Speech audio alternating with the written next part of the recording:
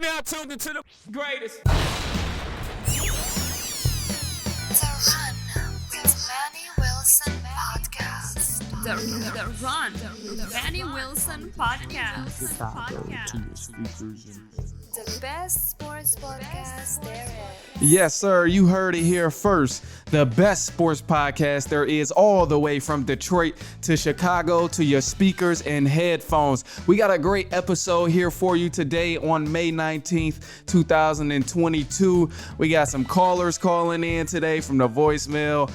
Can't wait to check that out. Great topics. Again, the NBA playoffs is here. So many great things. You got baseball season, so that's going to be coming up around the corner. Football season is heating up as well, so we're getting there. The sports world is going crazy right now, but right now we're focusing on the basketball playoffs, the NBA playoffs. And with that being said, I don't want to talk your ear off no more, so let's get into the show. You know how I like to do it, starting it off with some news for the run. All right, so for news for the run of May 19th, 2022, the Orlando Magic have won the NBA draft lottery while winning the number one pick in this year's draft. So, hey, congrats to all y'all my Orlando Magic fans out there. And then for pick number 1 through 5, I'll read it off really quick. You got the Oklahoma City Thunder with pick number 2 in the draft, the Houston Rockets at 3, Sacramento Kings at number 4 in the draft lottery, and my Detroit Pistons with pick number 5 in the draft lottery. So I'm happy about that. I will say I'm happy we got close because we had the number 1 pick last year. So I'm cool with that. All right, and last night in game 1, the Golden State Warriors stomped on the Dallas Mavericks 112-87. We'll touch more on that later on in the show. And the Miami Heat, they were too much for the Boston Celtics in game 1, winning 118-107.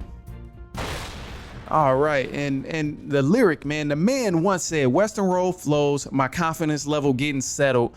Don't get hyped for the moment, then start the back pedal. Don't get hyped for the moment, then start the back pedal. Who's that lyric by? Drizzy Drake. If you didn't already figure that out, but this might apply to so many different things. You might have a good business idea. You don't want it to die down because you didn't put the work in. So don't start backpedaling. Or maybe it's in your relationship with your significant other. You know, things went great when y'all first met, but you know, y'all getting one small argument and now you're backpedaling. You're letting things go down. There's always resistance to the fight through anything in the second half of whatever you're doing. Jimmy Butler in the Miami Heat started game 1 fairly slow against the Boston Celtics in game 1. Jimmy only had 8 points in the first half. The team trailed by just about 9 or 10 points, damn near the whole half. And Miami only made 4 of their 14 three-pointers through that first half. And to capitalize on all of that, Jason Tatum and the Celtics were just having the time of their life that first half. They were balling out. But notice here. I said the first half. I didn't say the game. I'm only talking about the first half of this game. Because when they came out in the second half, this team had picked up the intensity on defense. They picked up the intensity on offense. They picked it all up, and they came out. They started knocking down threes. They tightened up on defense, made the Celtics struggle, forced multiple turnovers from the Boston Celtics, and they changed the course of this game significantly when they came out that second half and did not backpedal. They got hype. One of these teams got hyped, the other team started to backpedal, and then now we had ourselves a ball game. So this is really when the game started to get to a crucial point, because Boston, they scored 42 of their 62 points in the paint that first half. But when they came out the second half and Miami started fighting back, they only scored 8 points in the second half. That's all. They limited them to 8 points the entire second half in the paint. And then they forced 8 turnovers in the third quarter alone. And you just got to give Miami Heat the credit here. They played an amazing game 1 when they came out and flipped it around. And that was something that was very significant in why they won this game. But in contrast, I have to keep it a beat, and I have to be 100% realistic about the situation here. You gotta hold the Boston Celtics accountable. More specifically, Jason Tatum. I gotta hold you accountable because you had a huge first half, but you came out in the second half and you only gave us one shot You gave us one shot in that entire second half. You can't win a game when your star player is not making anything and not as aggressive and not making shots fall down. And you got Jaylen Brown there, but Jaylen Brown, he tried to go on a run and tried to help propel the Celtics, but it was only so much he could do. And it was toward the end of the game in Miami Heat.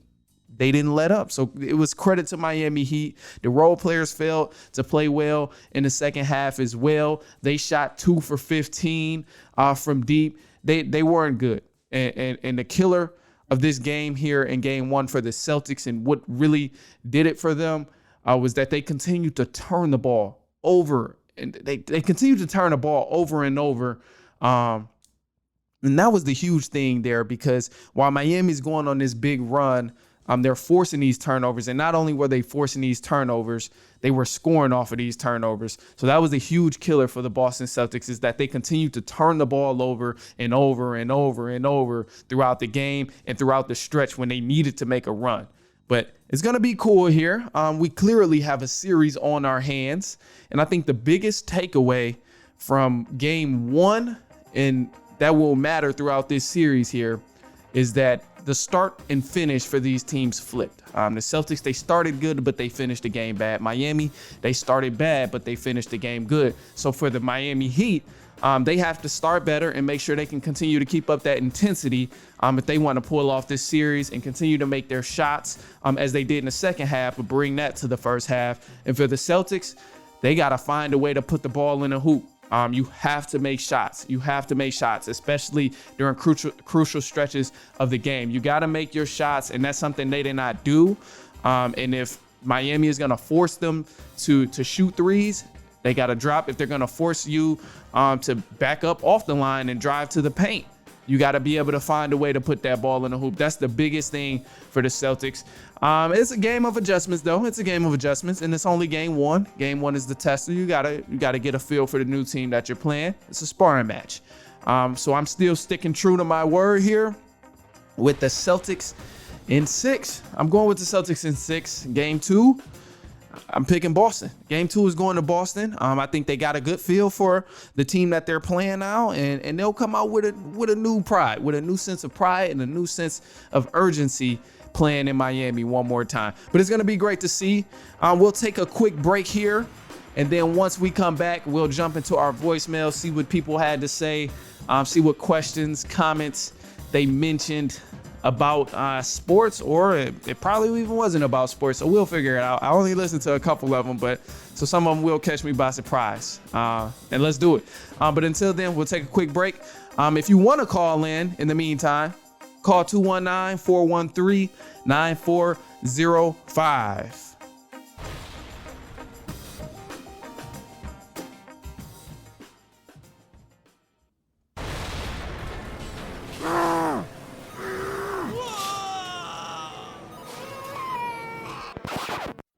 Now, you know, just because you're busy doesn't mean you got to be stressed. I'm crazy busy right there with you, but it can be easier. Next time you're on a run, just make it more fun and listen to The Run with Manny Wilson.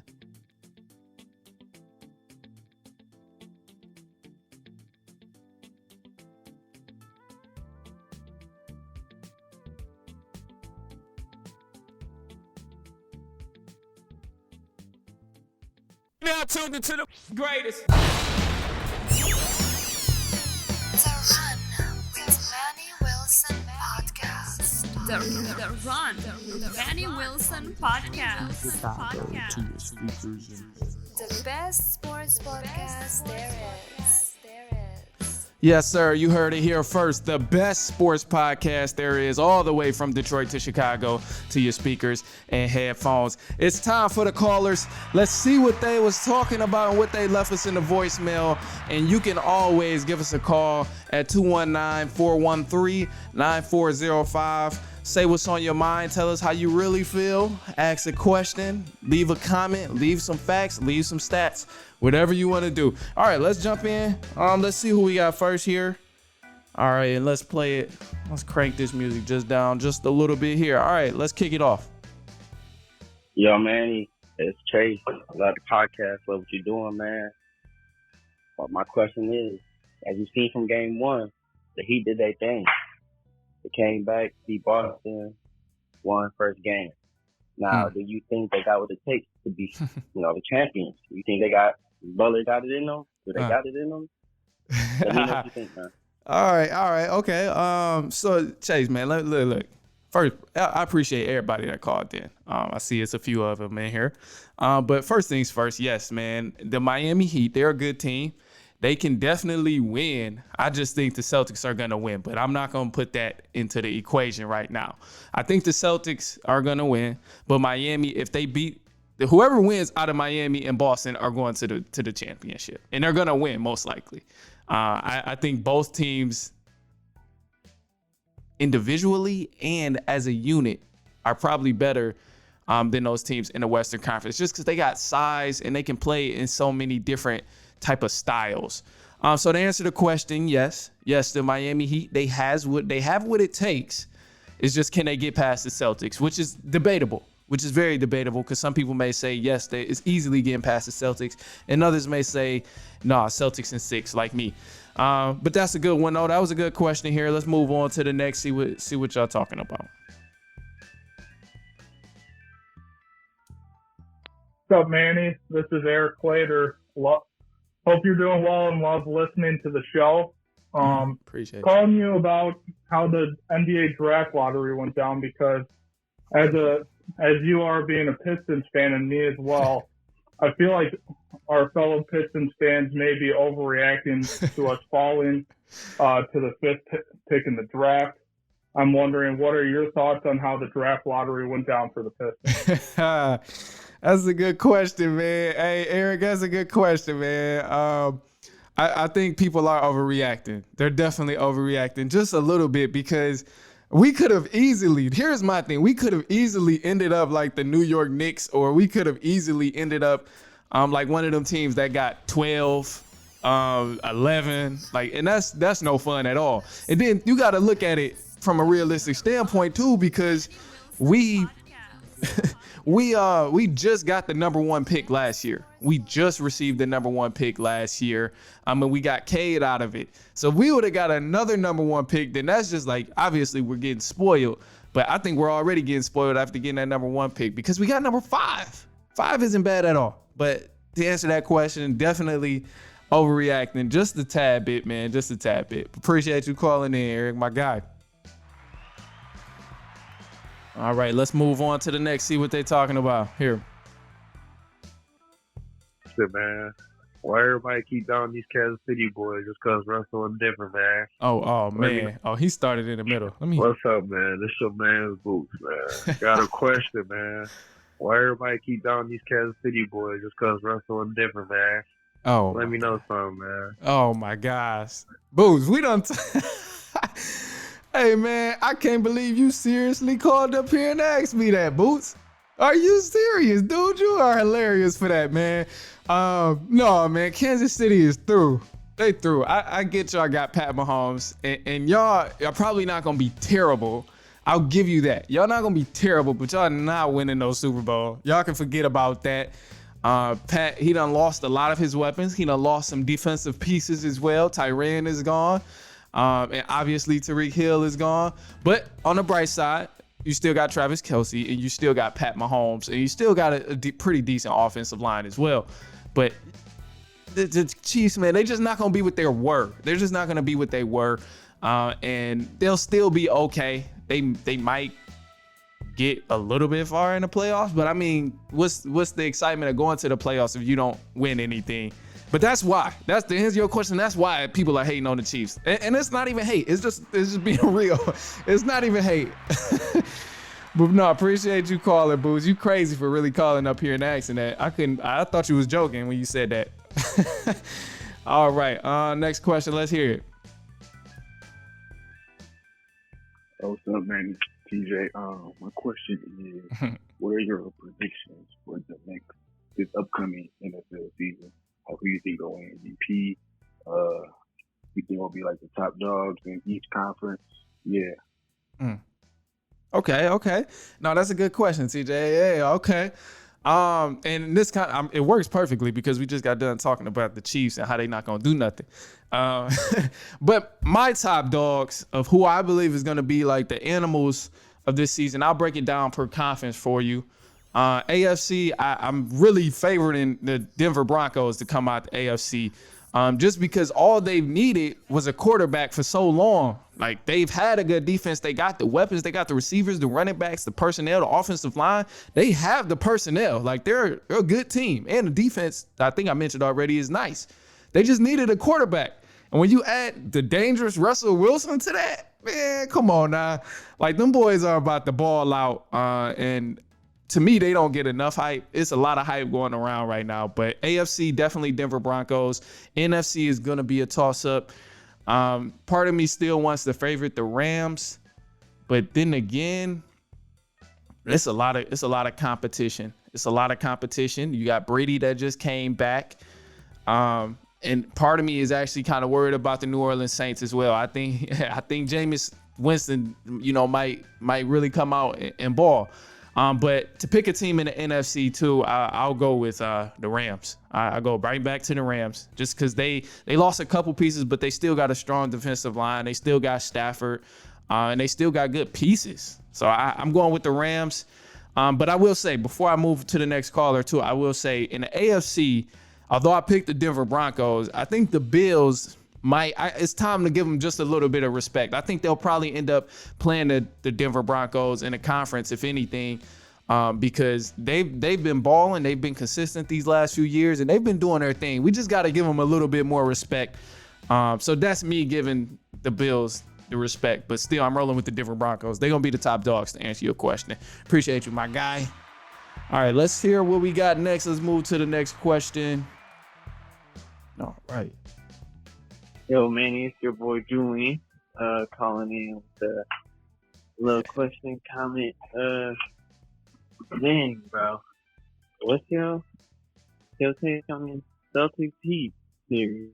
Glad you asked. They need you.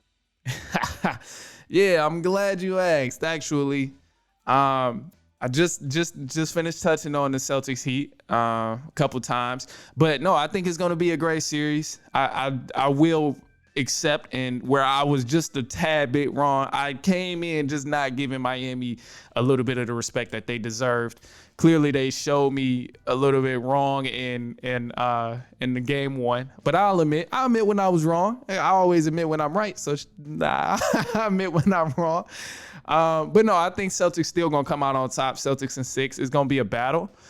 Game one was a fill-out game. Miami, they did play good basketball in that second half, and they pulled away. But the Celtics, they struggled to make their shots, and they didn't really get anything going that whole second half. They star Jason Tatum ain't do much the first or the second half either. After having a huge first half, it seemed like they really got a little complacent, and they just kind of looked as if, all right, we can just cruise to the finish line, where Miami, no, they got some dogs on there. They're going to come back and fight the same way the Celtics would have came back and fight too. So it's an even series.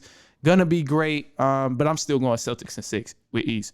All right, let's see. Next question here. What we got? What's going on? My name is Jared Bell, and my question for you is, where does Chris Paul go from here? Ooh. The Chris Paul, that's a good question, Jared. I like that one. As far as Chris Paul, man, look, y'all kill me, man. It's just mainly media. It's killing me because people dog at Chris Paul. They talk about, well, Chris Paul need to retire. The whole Suns just need to be traded. Look, man, I get it was a closeout game. They didn't do their thing. They underperformed like we've never seen in a long time. But Chris Paul, he should, as long as he can play, and if he can still play and like be healthy and stuff, then yeah, he can play another season. But I think that whole notion of him possibly getting a ring before he retired, that's done. That's done. And then when you look at where he could possibly go if he were going to get traded, it's where would you even send him that would put him in a better situation to possibly win a ring than where he is now? He literally has no other option than the Phoenix Suns as his best choice if he really wants to win a ring. And even with the Phoenix Suns, they're not going to win a ring within this last few years of Chris Paul. It's a lot of talent, and the talent in the league is tremendous right now. You got Milwaukee still, Boston, Miami, and I know that's a slightly different conference, but still, even you got the upcoming Grizzlies, you got the Dallas Mavericks. Like, you got so much heat coming up, and the Suns, they still ain't paid Ayton yet. That's another big thing. They still got to pay DeAndre Ayton. And we don't even know if they're gonna pay him. So if that gets disbanded, if he gets traded somewhere else, it's really a wrap for Chris Paul and them. But he can retire. I think that would probably. But if he want to play basketball, just play basketball. But he ain't about to win a ring. To answer the question, that's where he goes. All right. I think this is the last one that we have. Let's hear it. Yeah. How you feel about Game 1 of the Warriors versus Mavericks series? I'm glad you said that too, because we actually about to touch on that in a sec. But I ain't gonna give away much of the gems. The game one was cool. Game 1, it was a blowout. But I think a lot of people are overreacting for Game 1. I'm hearing a lot of sweeps. I'm hearing Warriors in 4, Warriors in 5.